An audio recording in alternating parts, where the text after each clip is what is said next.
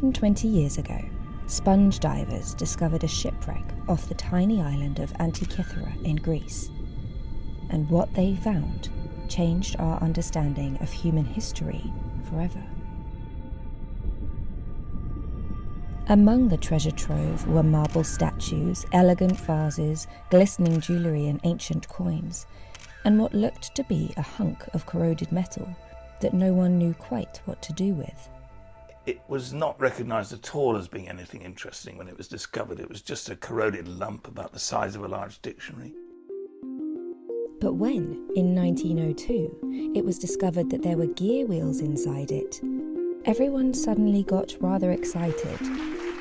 This was the first shock because anything from ancient Greece simply shouldn't have gear wheels. These were precision gears with teeth about 1 millimetre long. And this was just completely shocking. And the Antikythera Mechanism has captured the imagination of archaeologists, mathematicians and scientists ever since.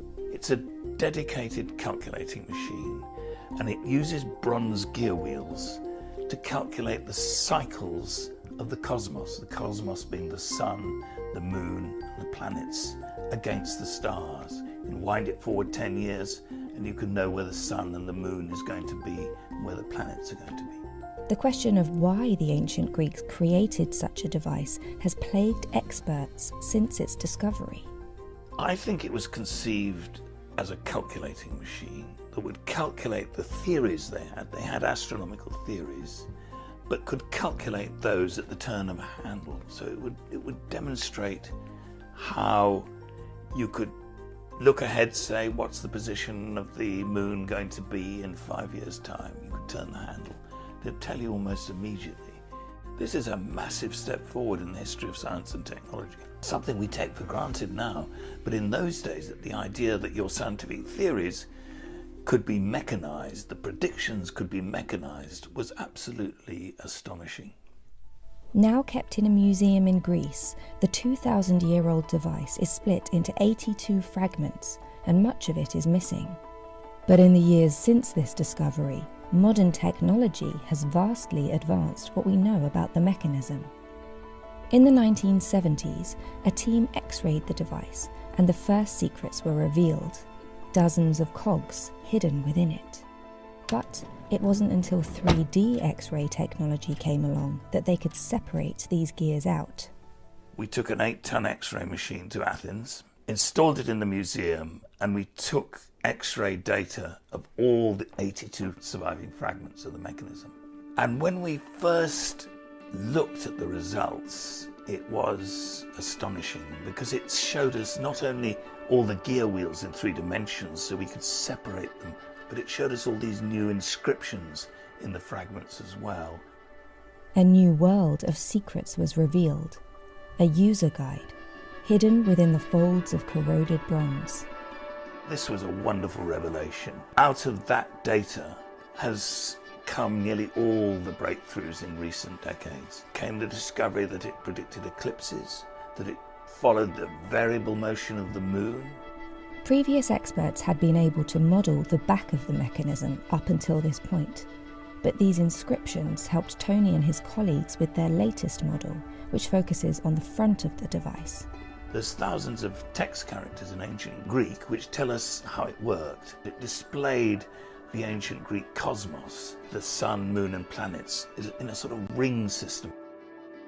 It brought back the history of technology to a much earlier time. It is completely astonishing that the ancient Greeks firstly had the conception of making this technology, and second, the ability to actually physically make it. We've had to rethink the history of technology completely as a result of this single object. The great Arthur C. Clarke said, if the ancient Greeks had understood the capabilities of the technology they'd created, then they would have reached the moon within 300 years, and we'd now be exploring the nearest stars. Now, Tony and his team will take their theoretical model and use ancient Greek techniques to build a physical model of the mechanism. And modern technology may reveal more secrets of the ancient world still.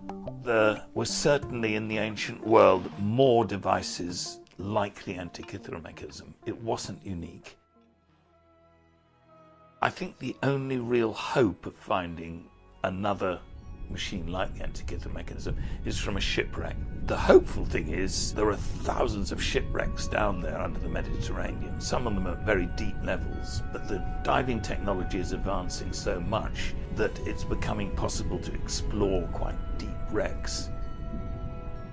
To understand the technological world we live in today, we need to understand its history. What the Antikythera mechanism tells us is that that history is different than what we thought, that it started earlier, that it developed in this incredible flourishing of this sophisticated technology, and then it seemed to go backwards. We kind of take it for granted, I think, in the modern world that technology will just keep on advancing. But throughout history, this hasn't always been the case. The history of technological development doesn't go in a straight line. It develops in fits and starts and sometimes gets lost and forgotten.